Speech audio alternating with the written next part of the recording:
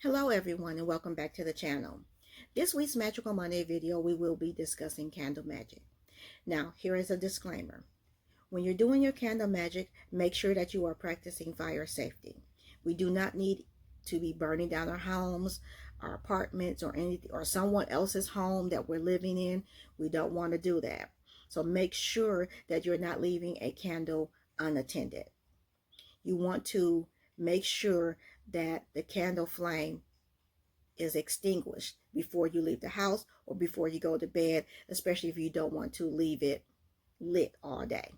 So you would take a saucer or something that's not flammable and put it on top of the candle and it will snuff out the flame. Now if you have a tea light candle, I'll explain how long the tea light candles work, but the taper candles, they have little bell shaped snuffers, candle snuffers that you can use to place on top, and that will snuff out the flame.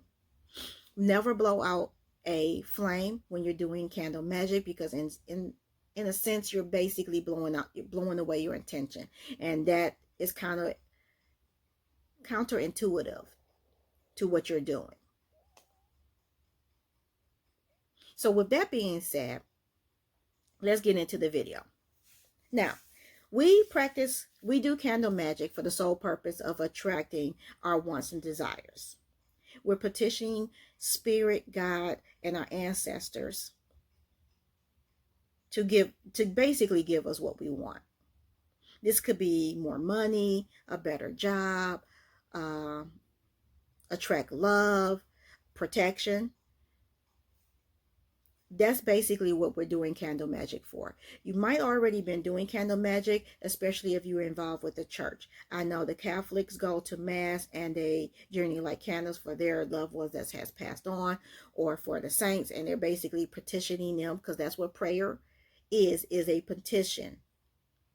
And basically that's what we're doing in candle magic. So I want to get that out of the way, because candle magic is not taboo. It's something that you've probably already done if you are involved in the church. It's just been called something different, and it's in a different guise. Now, candle magic, like I said, is for the sole purpose of attracting our wants and our desires. We're petitioning, spirit to give us things that we want or desire. Now, the flame of the candle is very important, because fire is an attractant. It attracts and intensifies our petition. So it attracts spirit, and it also intensifies our petition to spirit, or whoever your higher authority is. You could be petitioning your ancestors. Now I will insert some pictures of different type of candles that can be used. The first one that can be used is a tea light candle. Tea light candles generally last 2 to 3 hours, no more than 4. You've seen them in stores. They're very short little things, and those can be dressed, and I will discuss that in a second. Also, candles that you have seen are candles encased in glass. These come in so many different sizes. You can use those type of candles as well. Now we'll insert a picture. There are tapered candles. These candles are single candles that are long, kind of skinny at the top, and then gets fat at the bottom. You need to have a candle holder for those. And then those are the 7-day candles that you get from, boutiques, and other candle stores, and they generally they're supposed to last for 7 days. The ones I've gotten have lasted shorter than that, but I have a tendency to keep my candles, those type of candles, lit all day, especially if I have someone in the house with me. Now let's talk about dressing candles. Now for tea light candles, you can dress them with, what I mean by dressing is that you're going to use oils and herbs to dress the candle. Now before you do any dressing, you can carve your name, the name of your business, or the name of whoever you're doing the candle magic for. Like I said, we do not do candle magic to hurt, harm, curse, or hex anybody. I believe in karma, and I know most of you guys do as well, and we don't need a visit from karma. So candle magic we do on ourselves, and we do not do it for the sole purpose of hurting or harming someone else. That's a no-no.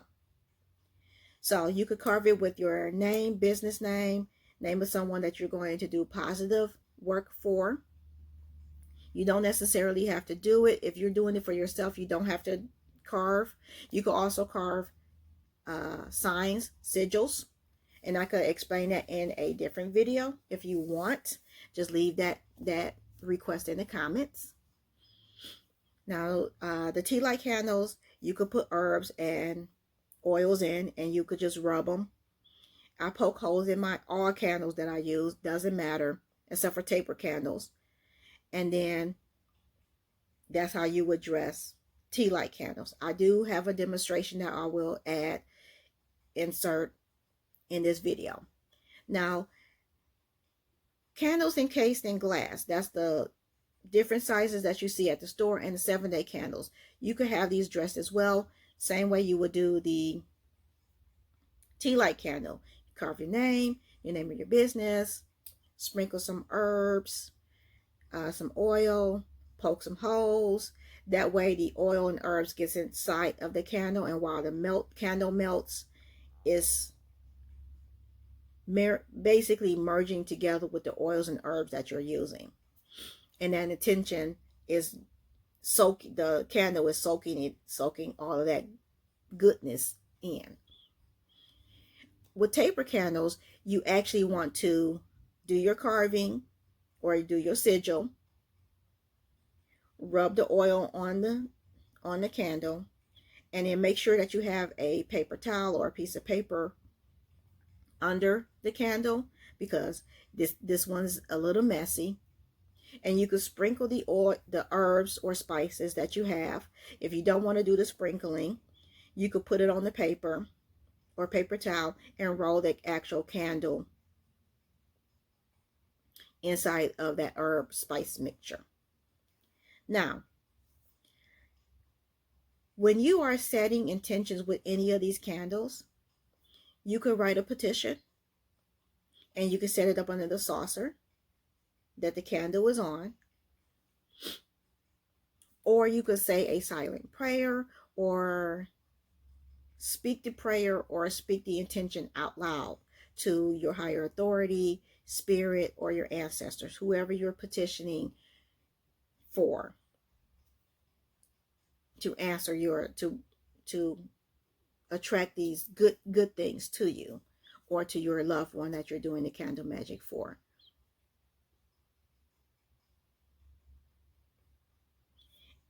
And like I said, I will include a short demo on how I do my candle magic. It's very important to make sure that you use very little amounts of the oil and herbs. I do sell oils in my shop, and that will be in the description bar. So this is my Getting My Money oil, which is called Getting Paid. These are oils that I generally use when I do my candle magic. This is my Love oil, and this is my Protection oil. These are oils that I use every time I do candle magic. And I do use some herbs, and I will insert some picture of herbs that you can use in candle magic. But it's very important that you keep the oil and herb away from the wick, because you don't want to drown out that wick. You don't want it going out quicker than it needs to be. Another utensil that you can use when you're carving is a porcupine quill. I got these a pack on Amazon. Be very careful, because both ends are very sharp. I have poked myself once. It only took once for me to get poked with one of these, and I never let it happen again. If you don't want to use this, you can always use a pen. You can also use a a knife or something like that, but always be careful when you're using anything sharp when you're carving and dressing your candles. With that being said, I want to stress, like I stated earlier, we do not do candle magic for the sole purpose of hurting or harming anybody. We don't need a visit from karma. Whatever you put out in the universe comes to you, comes back to you. So if you're putting out something negative, that negative will come back to you. We only want to put out positive things so positive things can come back to us. So when you're doing candle magic, we're doing it for a positive outcome. No hexing, no cursing, no wishing ill on anyone else, and no sending any bad juju out there to anybody, because trust and believe that will come back to you. So I will insert a clip of a demo that I did so you can see how I dress my tea light candles for candle magic. And if there is any other content that you would like, I can explain, the different meanings of the flame, how to interpret the flame, how to interpret the smoke. If that's something that you're interested in, go ahead and leave a comment down below, and I'll work on that video for the next time.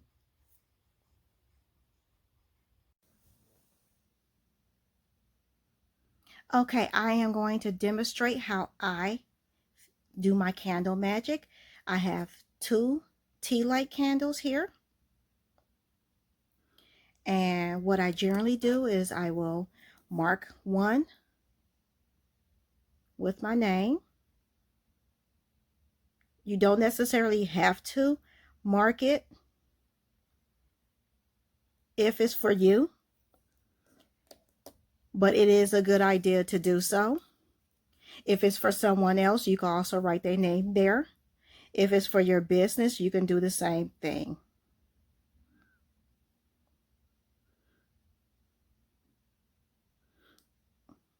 It doesn't have to be perfect.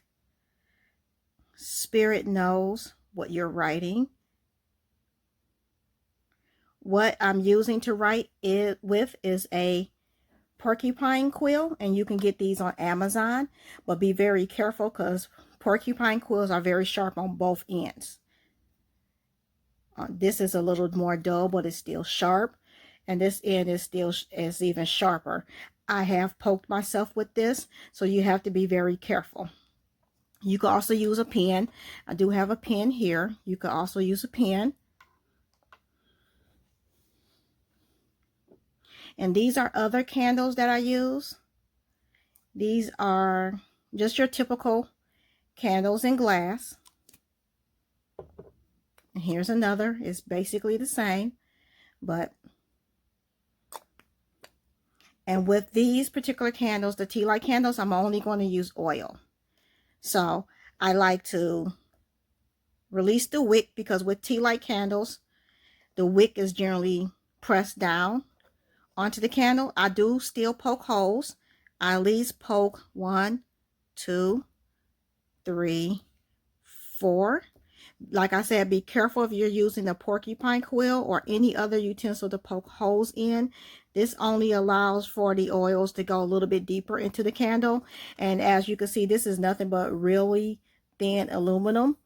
So this thing actually pokes straight through it. So be very, very careful.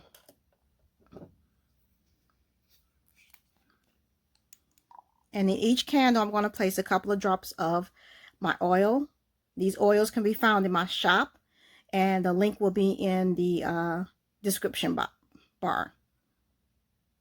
So I just do a couple of drops inside each candle.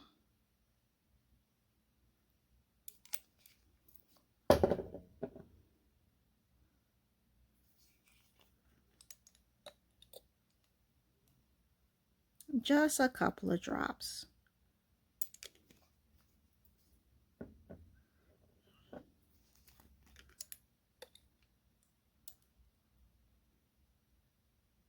because you definitely don't want to drown out the wick.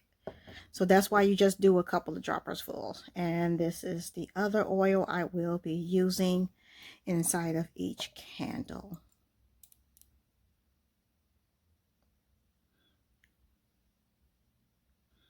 With tea light candles, you can do, if you want to add herbs, that's fine. Very, very small amounts of herbs or spices inside of the candle, especially the tea light candles. You could also rub the oil onto the candle to further immerse it inside, to encourage it to go inside the actual candle. Once I have dressed my candles, with these particular ones, you could actually do herbs in, or the 7-day candles as well, the tall candles.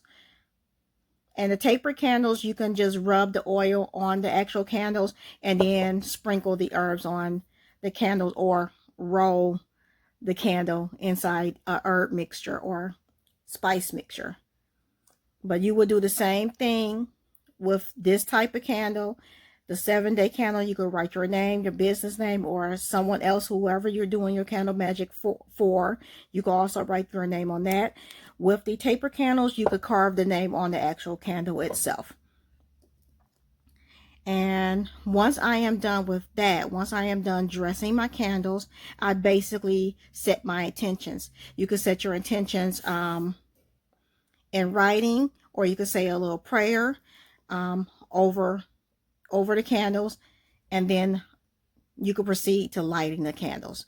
So this is just a little demonstration on how I do my candle magic. Thank you guys for watching. Please like, comment, subscribe, and hit the bell to be notified of my next uploads.